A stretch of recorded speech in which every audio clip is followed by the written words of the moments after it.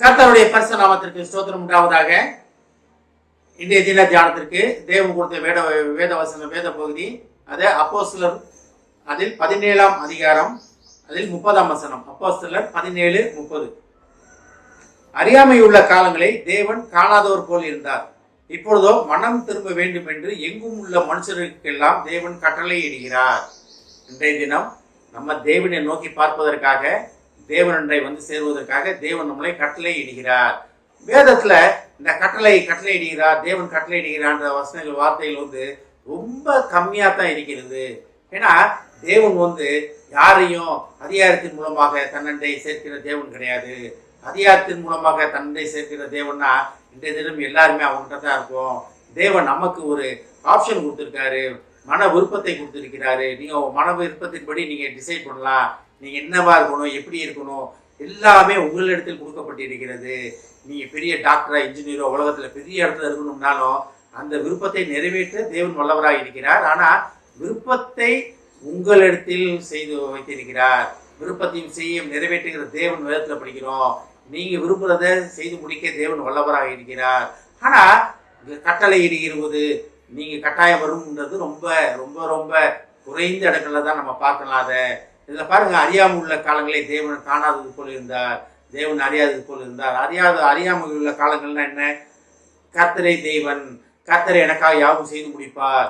தேவன் எனக்காக யுத்தம் பண்ணுகிற தேவன், எனக்காக எனது மீறலுக்காக சிலுவையில் ரத்தம் சிந்தி மரித்த தேவன், எனக்காக பிதாவின் வலது பார்சத்தில் அமர்ந்திருந்து எனக்காக பரிந்து பேசி கொண்டிருக்கிற தேவன், எனக்காக சகலத்தையும் செய்து முடித்த தேவன், எனக்காகத்தான் மனிதனாக அவதரித்தார், வந்தார்ன்றத அறியாத காலங்கள். நம்ம இன்னுமே நிறைய நேரம் அதை வந்து உணர மாட்டேன்றோம். அதை இது புறம் எல்லாமே பண்றோம். ஆனா முழு மனதுடன் நம்ம அதை உணர்ந்து கொண்டிருக்கிறோமானா அது இல்லை. இதான் அறியாத காலங்கள், அறியாமை உள்ள காலங்கள். கர்த்தர் நமக்காக ரத்தம் சிந்தி மரித்ததை, நமக்காக போராடியதை மரியாத காலங்கள். அப்ப தேவன் வந்து அதை கண்டுக்காம விட்டார், ரைட்டு போப்பா அப்படின்ட்டாரு. ஆனா இப்பொழுதோ காலங்கள் முடிந்து கொண்டிருக்கிறது, காலங்கள் நெருக்கமாக இருக்கிறது, இயேசுவின் 2வது வருகை நெருங்கி கொண்டிருக்கிறது. உலகத்துல அநேக பிரச்சனைகள், போராட்டங்கள் வரும் காலமாக இருக்கிறது. அதனால தேவ பிள்ளைகளை தான் பாதுகாத்து அரவணைத்துக் கொள்வதற்காக என்ன சொல்றாரு பாருங்க, மனம் திரும்புங்கள் அப்படின்றாரு. மனம் திரும்புவதுன்னா என்ன? மனம் திரும்புவதுன்னா அதோட அடிப்படை அர்த்தம் என்னன்னா, நம்ம போற பாதையிலிருந்து தேவனை நோக்கி போற பாதையில திரும்பி நடப்பதுதான். அதுதான் மனம் திரும்புதல். இது வந்து ரொம்ப போராட தேவையில்லை. நீங்க எதை நோக்கி போய் கொண்டிருக்கீங்க, உலகத்துக்குள்ள எதை நோக்கி போய் கொண்டிருந்தீங்கன்னா பரவாயில்ல, அதை பத்தி கவலையே இல்லை, அதை பத்தி தேவன் வருத்தப்படவே இல்லை. நீங்க எந்த இடத்துல இருந்தாலும் பரவாயில்ல, எந்த மாதிரி சூழ்நிலையில இருந்தாலும் பரவாயில்ல, எவ்வளவு போராட்டங்கள், எவ்வளவு கஷ்டங்கள், எந்த இடத்துல இருந்தாலும் பரவாயில்ல, ஒரு செகண்ட் நான் இனி போற பாதையில இருந்து, நான் இனி நடக்கிற பாதை என் தேவனா இயேசுவை நோக்கி நான் நடப்பேன் அப்படின்னு ஒரே ஒரு வார்த்தையை சொல்லிட்டு அதை நீங்க செயல்படுத்த ஆரம்பிக்கும் போது அதுதான் மனம் திரும்புதல். நிறைய நேரம் நம்ம என்ன நினைக்கிறோம், அதை விட்டுட்டு இதை விட்டுட்டு அப்படின்றோம். ஆனா என்னைக்கு நீங்க தேவனை நோக்கி நீங்க நடக்க ஆரம்பிச்சிட்டீங்களோ, நீங்க எதெல்லாம் உங்களுக்கு இஷ்டம் இல்லை, எதெல்லாம் நீங்க தேவையில்லாத காரியங்கள் நினைக்கிறீங்களோ அதெல்லாம் பின்னால போயிடும்.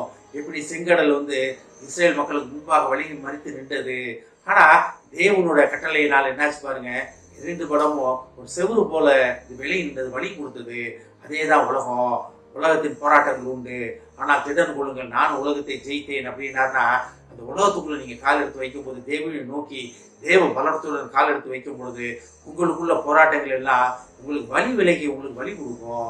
எப்படி வெட்டாந்தரையிலே நடந்தார்கள் அவர்கள், அது எப்படி நடக்க முடியும்? வருடக்கணக்காக தண்ணியில இருந்த பூமி ஒரு 2 நாள் மழை பெஞ்சிருச்சுன்னா 3ஆம் நாள் நடந்தீங்கன்னா அது ஈரமா இருக்கும், சகதியா இருக்கும். ஆனா அதுல பாருங்க, வெட்டாந்தரையில் நடப்பது போல நடந்தார்களா? அதுதான் தேவனுடைய வல்லமை, தேவனுடைய திட்டம். தான் நீங்க எதிலையும் போராடக்கூடாது. ஒரே ஒரு காரியம், மனம் திரும்ப வேண்டும் என்று எங்கும் உள்ள மனுஷருக்கு எல்லாம் கட்டளையிடுகிறார். என்னன்னா மனம் திரும்புறது என்னன்னா, நான் தான் சொன்னேன், தேவனை நோக்கி பார்க்காமல் இருப்பதுதான்.